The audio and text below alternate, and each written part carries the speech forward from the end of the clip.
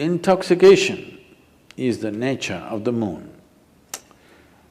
May 10th is a special Purnami or a special full moon day because it's called Buddha Purnami.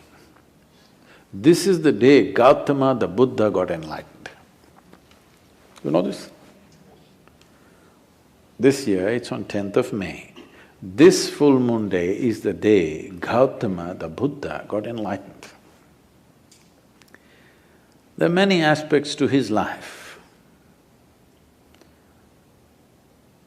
The most important aspect is that he is a Buddha.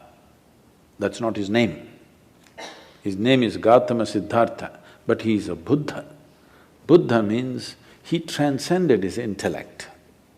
Bhu means buddhi, dha means dada. Buddhi means the intellect, dada means one who is above. One who is above his intellect is a Buddha. One who is in his intellect is a non-stop suffering human being. Something happens, they suffer, nothing happens, they suffer, whichever way.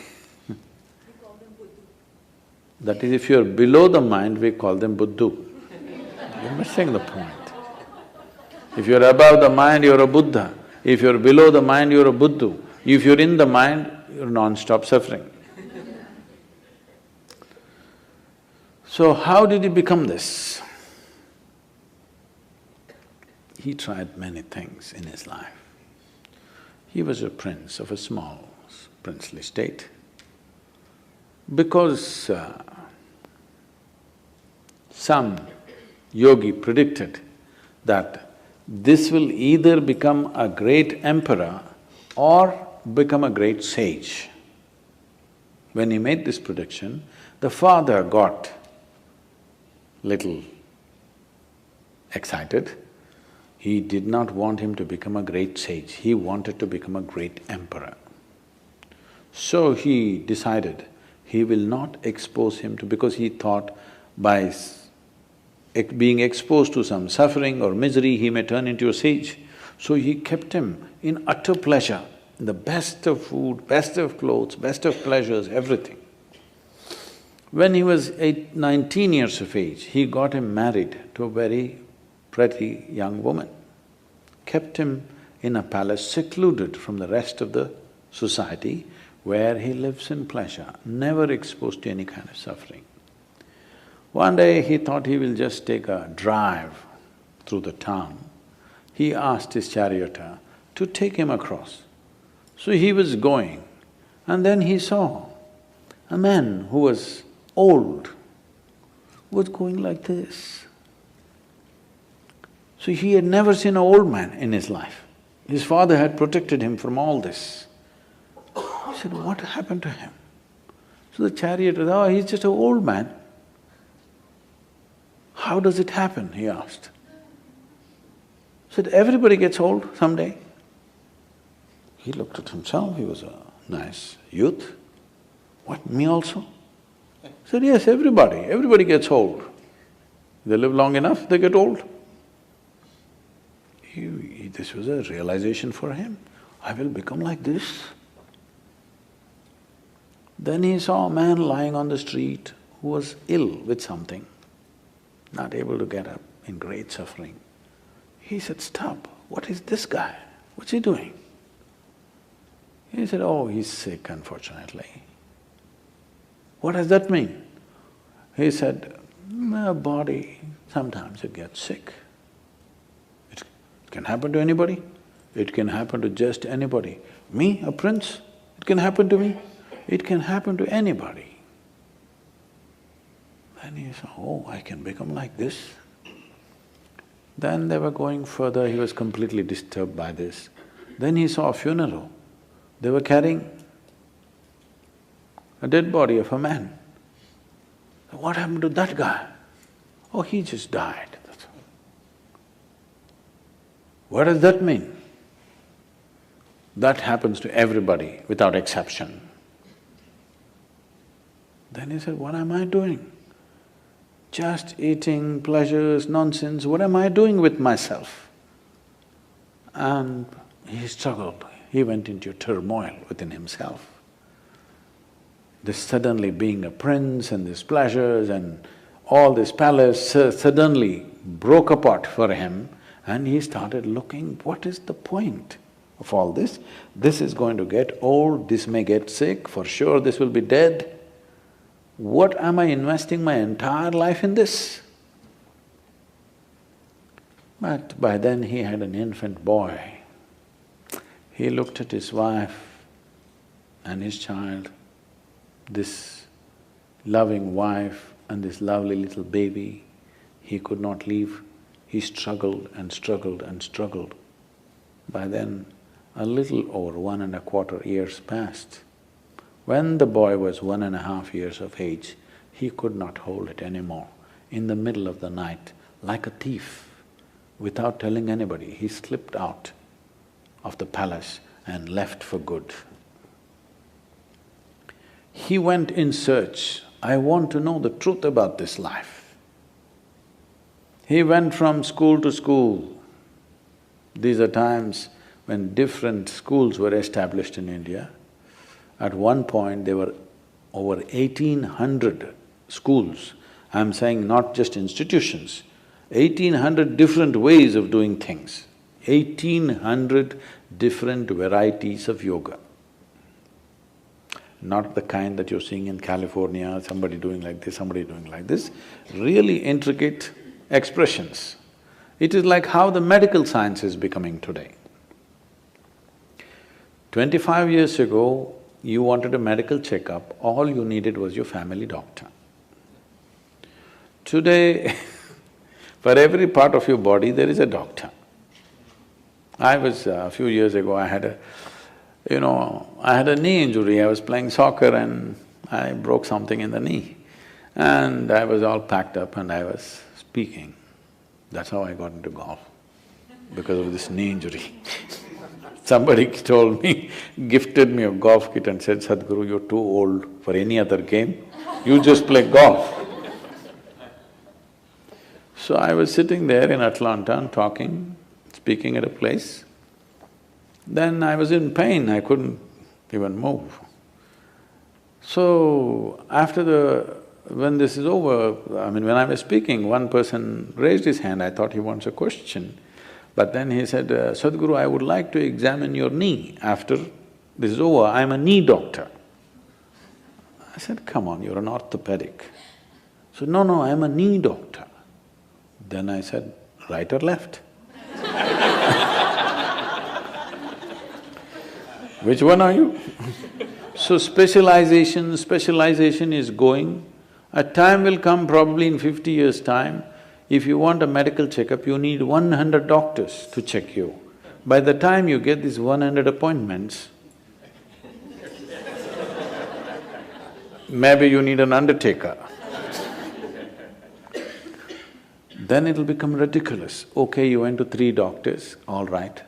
You went to 5 doctors, all right.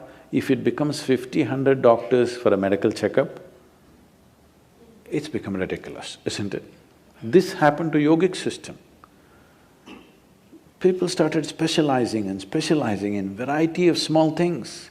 Each specialization has a whole thing by itself. Someone just came and told me they're a dentist, okay, I'm not speaking in any of this thing. For example, dentistry, just 32 teeth, all right? They study for 9 years, 32 teeth. 9 years of study, still they don't know everything about it. That's the nature of creation. If you start studying one tooth at a time, you will see each one of them has something specific about it.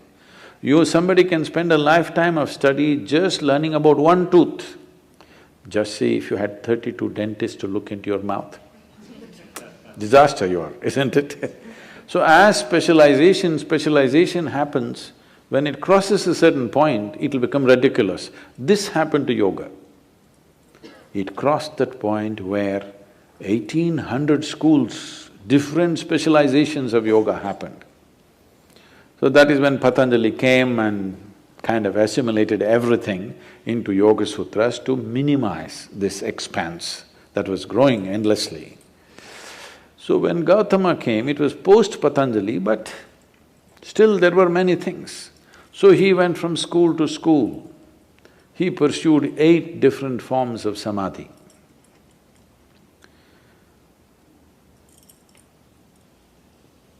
We're talking about samadhi, okay. He pursued 8 different forms of samadhi. He saw all of them were wonderful experiences, but still it did not liberate him. So in this condition, he was walking as a samana. There's a certain system of practice called as samanas.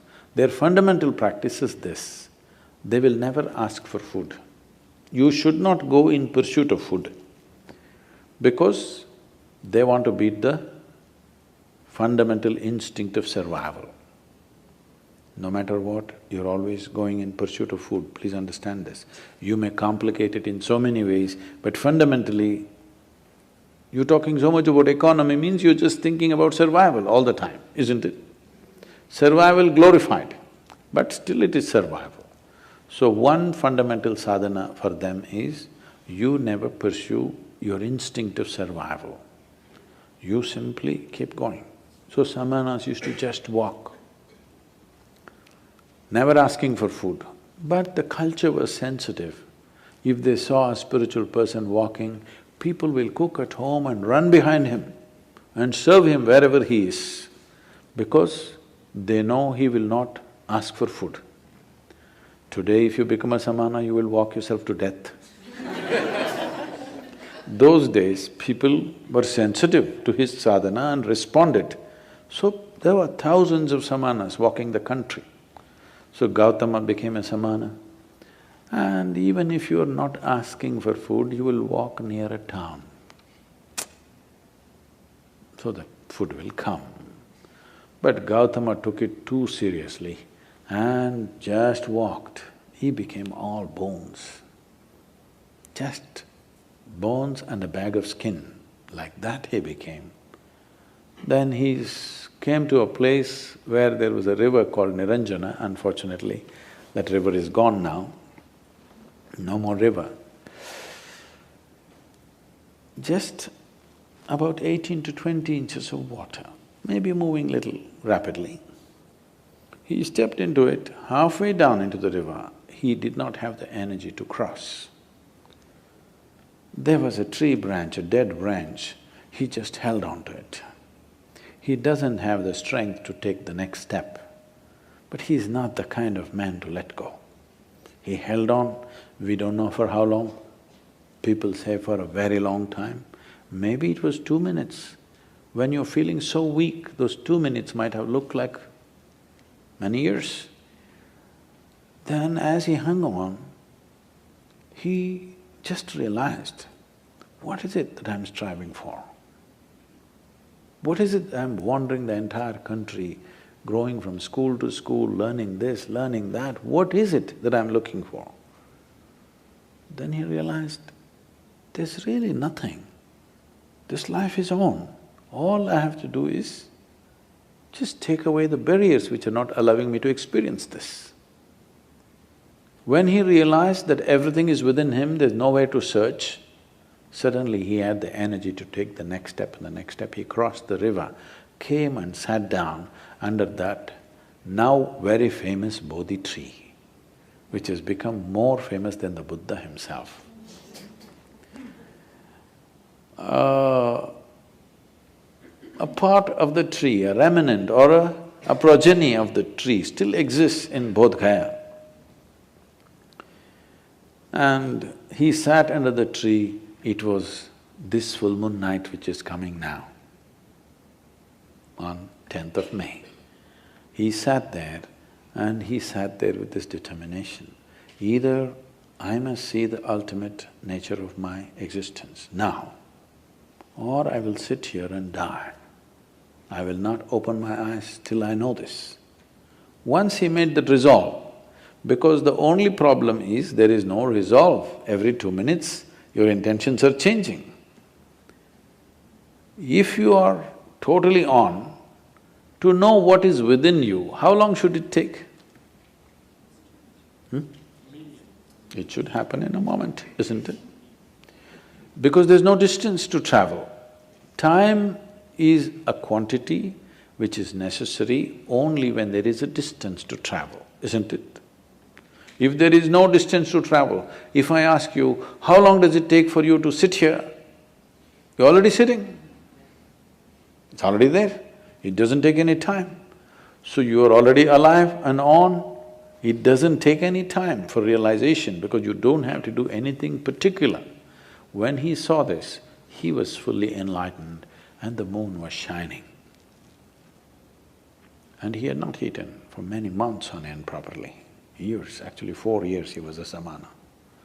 And people around him, he had gathered about 5 disciples, I think. These guys thought he's real because he doesn't eat, he's really rigid.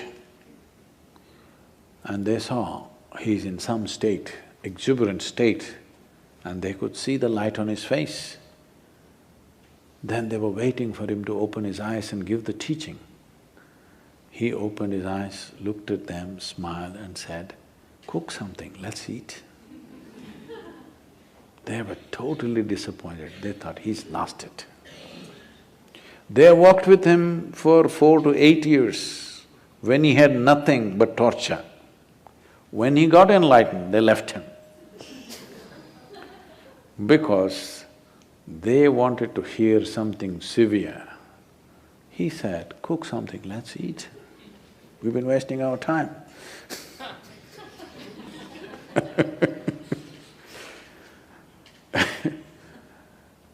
There are many beautiful episodes in his life. When he one day walked upon the river bank after he has become a Buddha and went and sat down under a tree. Tree, not because tree is the best place to sit under, you know, ants can get you. Because that was the only real estate of those times. There are no buildings and buildings and buildings everywhere. So tree was a good place, a pleasant place to sit under.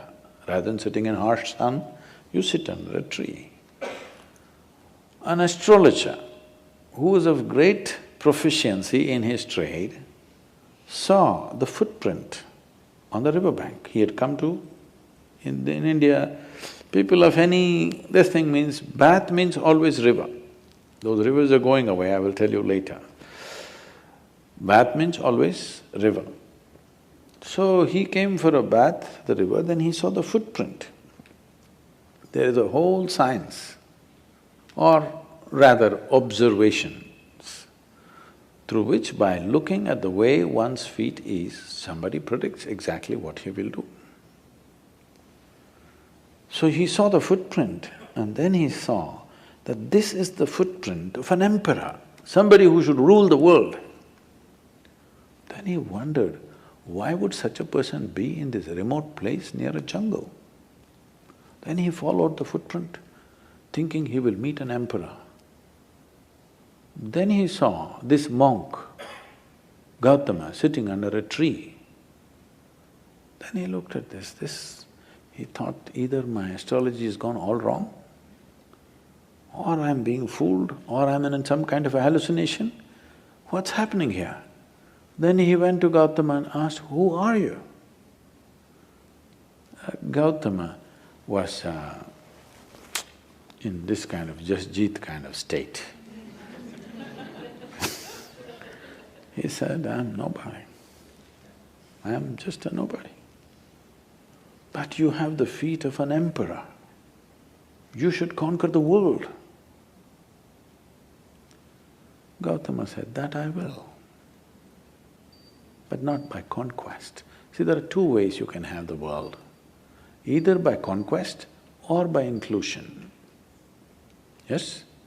I can make you yours, either by capturing you, chaining you and making you do what I want, or by including you as a part of myself. Yes?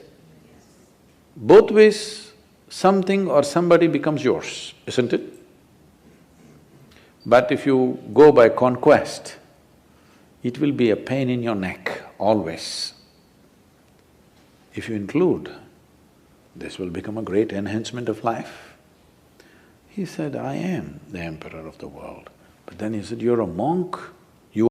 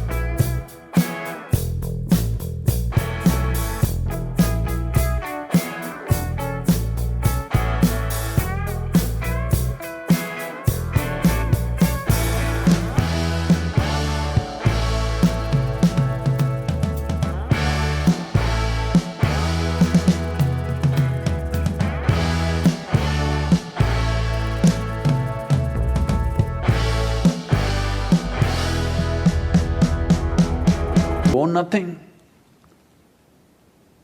I own nothing and I am a nobody. That is why everything is mine.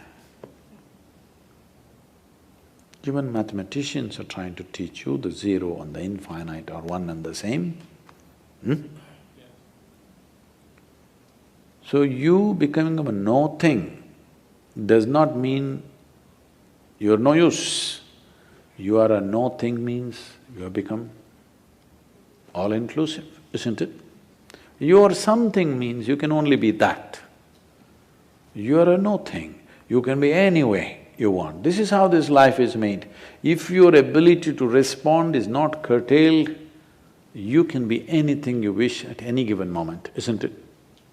So Gautama said, I'm anyway the emperor of the world, if that's a word you like, but I'm actually a nobody, because everything is anyway mine. If you see I'm responsible for everything, everything is yours, isn't it? How does somebody become yours?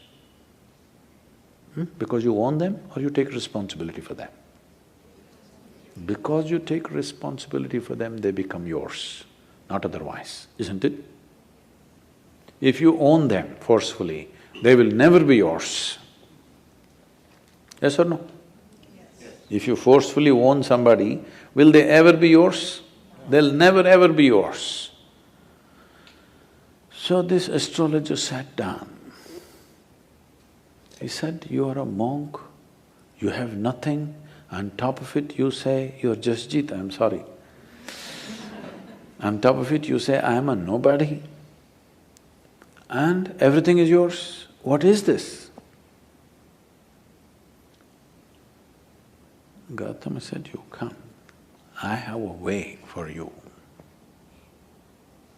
You are busy making predictions of life. I have a plan. Why do you make predictions of life? You're incapable of making a plan and executing a plan. That is why you fall back on predictions, isn't it? Yes or no?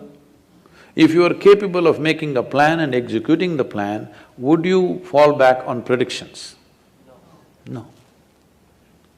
So Gautama said, you are busy making predictions. I'm here, I have a plan.